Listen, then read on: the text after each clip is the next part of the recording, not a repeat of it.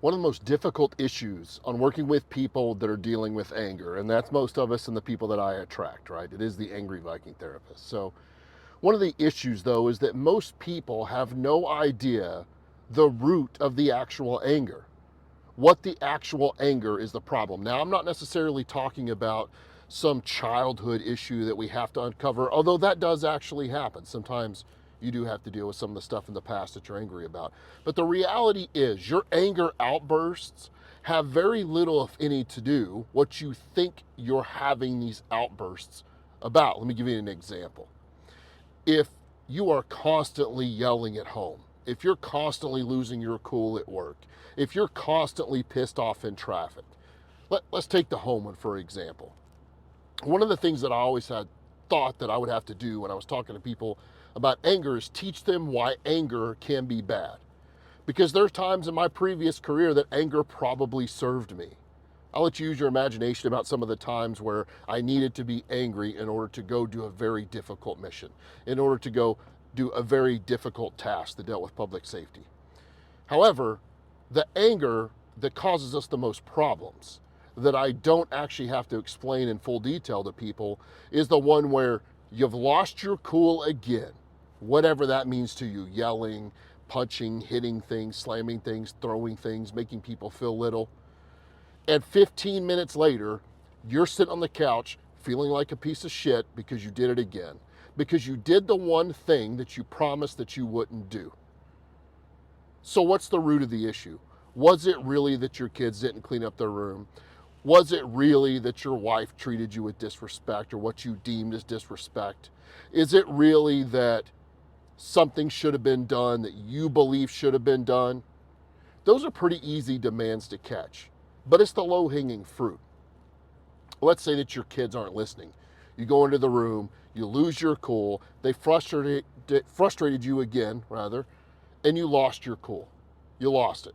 And 15 minutes later, you feel like you went too far. You and your spouse are arguing, your kids are crying or at least not wanting to talk to you.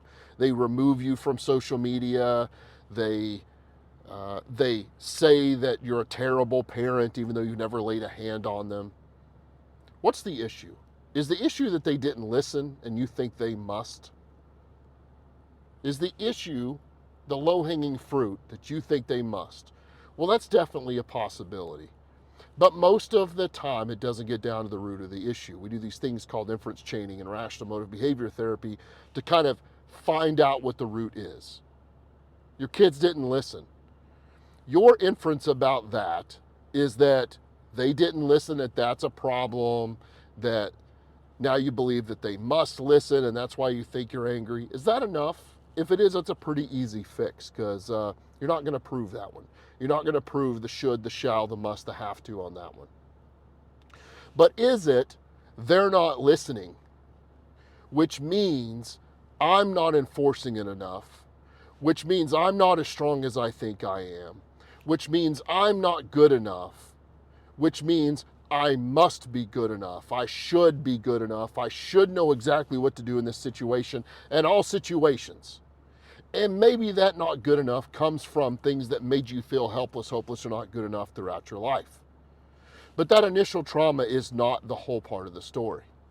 If that's how it made you feel, and the root of the issue, and sometimes it's hard to get to this, the root of the issue is that them not listening, and they must listen, they have to listen, because it could go badly, because things could go terribly wrong. And if things go terribly wrong and they're not listening, then I must not be good enough as a parent. Now, maybe this is speaking to some of you and maybe it isn't. Maybe it's a better example for some than not. But it was at home that I would lose my cool more. I would keep my cool in these crazy and dangerous and high-risk situations at work because I knew that losing my cool would not work. I knew that running into danger, that losing my cool would just make me emotional and make me make irrational and emotional decisions. But I would go home with this chip on my shoulder that it must be a certain way in the house. First of all, can you prove? Can you prove that it must be a certain way in the house? Can you prove that certain people must listen to you? I know you want them to. Any rational parent wants their kids to listen and will do the things needed to enforce the desire that they do. Because the desire that they listen is rational. That the demand that they absolutely must, no matter what, you just set yourself up for failure. The must, the should, the shall is an irrational demand. It's irrational not because it's stupid, it's irrational because you can't back it up with evidence. You're telling me that just because you say they shall, they must, they have to, that they always do? Because if they should, shall, must, then they always will. Turns out they won't. Turns out they're going to challenge you. Turns out they don't understand your instructions. Turns out you didn't have the whole picture. Turns out maybe they're just being a butt.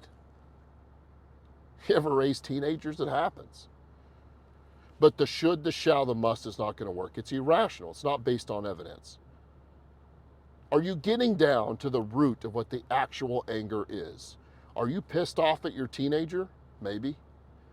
Are you pissed off because you feel like you're not doing good enough as a parent, as a husband, as a wife, as a spouse, as a worker, as a leader, as a supervisor, as an officer, as a doctor?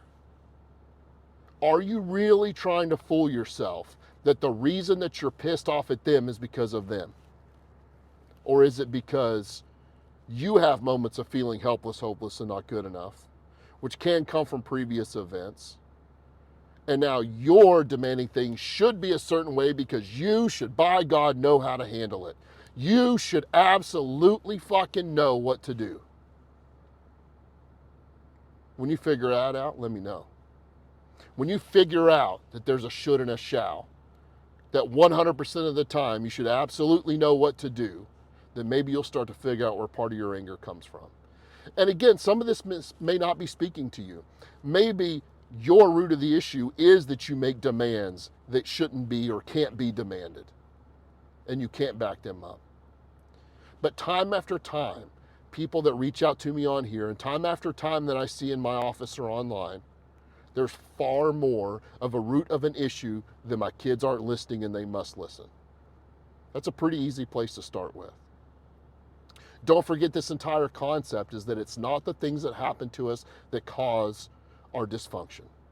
It is your belief about what happened to you or it's happening around you. It is your demand, it is your belief that causes the emotion. Things cannot cause you emotions. It is your belief system about what the thing meant that causes your emotion. And when you learn to separate those two, that happen very quickly.